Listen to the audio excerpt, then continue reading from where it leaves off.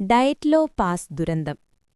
ലോകത്തെ ഇന്നും വിറപ്പിക്കുന്ന ഏറ്റവും വലിയ നിഗൂഢതകളിലൊന്ന് റഷ്യയിലെ യുറൽ പർവ്വതനിലകളിൽ 1959 നടന്ന ഡയറ്റ്ലോ പാസ് ദുരന്തം. ഇഗോർ ഡയറ്റ്ലോവ് എന്ന വിദ്യാർത്ഥിയുടെ നേതൃത്വത്തിൽ 10 പേരടങ്ങുന്ന ഒരു സംഘം ജനുവരി മാസത്തിലാണ് ആ യാത്ര തുടങ്ങിയത്. അവരിലൊരാൾ അസുഖം മൂലം തിരികെപ്പോയി. ബാക്കിയുള്ളവർ യാത്ര തുടർന്നു. എന്നാൽ മരിച്ചവരുടെ മല എന്നറിയപ്പെടുന്ന ഖൊലാറ്റ്സ്യാറ്റ്ലിൽ എത്തിയ അവർക്ക് പിന്നീടെന്ത് സംഭവിച്ചു എന്നത് ഇന്നും ഒരു ചോദ്യചിഹ്നമാണ്. 2 ആഴ്ചയ്ക്ക് ശേഷം തിരച്ചിൽ നടത്തിയവർ കണ്ട കാഴ്ച ഭയാനകമായിരുന്നു.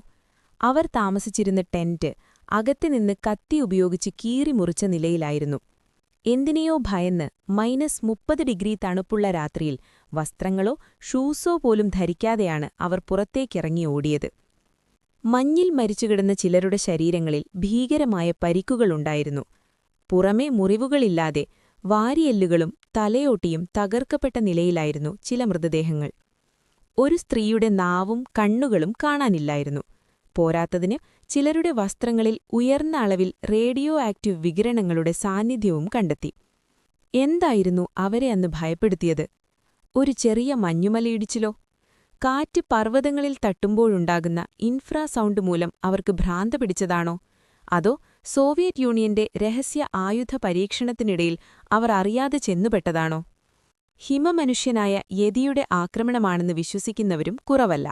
റഷ്യൻ സർക്കാർ ഇതൊരു മഞ്ഞുമലയിടിച്ചിലാണെന്ന് പറഞ്ഞ് കേസ് അവസാനിപ്പിച്ചെങ്കിലും ആ രാത്രിയിൽ അവിടെ ശരിക്കും എന്താണ് നടന്നതെന്ന് ഇന്നും ആർക്കും അറിയില്ല.